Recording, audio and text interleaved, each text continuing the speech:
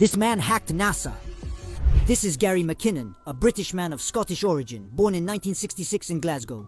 He has Asperger's syndrome, an autism spectrum disorder, one of the characteristics of which is developing obsessions. For Gary McKinnon, it's space and UFOs. He has been fascinated by extraterrestrial life since his teenage years and developed another hobby, computers. He was the typical nerd. At 14, Gary got his first computer and taught himself how to become a developer. He had one goal in mind, to prove by any means necessary that UFOs exist. But in 2001, his obsession took a completely different turn.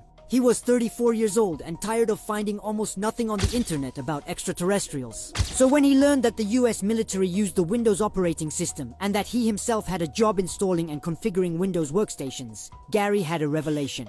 He needed to hack into the US government's computers to search for information about UFOs. He then embarked on what is considered the greatest military hack of all time. Under the pseudonym Solo, he accessed 97 computers belonging to NASA, the US Army, the US Navy, the US Air Force, and even the Pentagon. But how? Well, to pull off this feat, he used a technique called trust relationship exploitation. In short, Gary looked for a military network computer without a password so he could take control of it. Once connected, this allowed him to access other computers on the network. Yes, this was 2001, and security measures at the time were virtually non-existent, even in the highest echelons of power.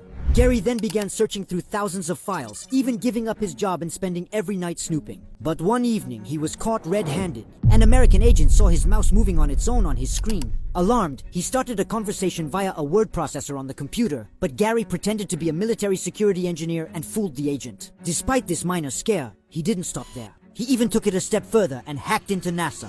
He decided to search the computers in Building 8 of the Johnson Space Center in Houston. According to a former NASA employee, this was a special building that housed agents responsible for photoshopping UFOs out of satellite images. The result? He discovered hundreds of photos weighing in at several megabytes. He was absolutely sure that these were altered UFO photographs. So he decided to open one. But the problem is that Gary's computer had a weak connection, so the photo took forever to load. And just as 3/4 of the image appeared on his screen, he was caught by a NASA employee who immediately disconnected him.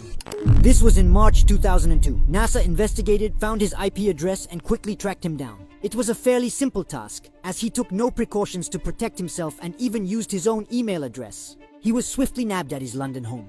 Aware that all the evidence was on his hard drive, Gary did not deny the facts. The hacker then embarked on a long legal battle to be tried in the United Kingdom, as the United States wanted to extradite him there, where he faced a 70-year prison sentence. Throughout the procedure, he admitted to the intrusion. However, he denied any malicious intent and claimed that he was simply acting out of curiosity. In fact, he claims that 99% of the time, he found nothing related to UFOs.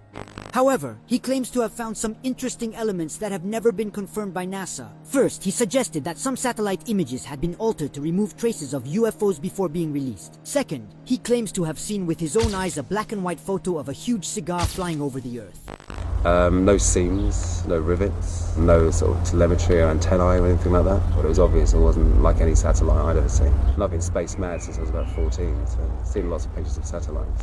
Finally, he claims to have obtained a mysterious list entitled Non-Terrestrial Agents, which includes references to transfers between spacecraft. These clues led him to believe that the United States is developing a secret military program based on extraterrestrial technology. In 2012, British Home Secretary Theresa May decided not to extradite Gary McKinnon to the United States. His lawyers argued for years that it was dangerous for him to remain in prison because of his Asperger's syndrome. Gary McKinnon has now completely obtained freedom. Since then, there has been no proof of the existence of UFOs, but perhaps Gary is still working on it.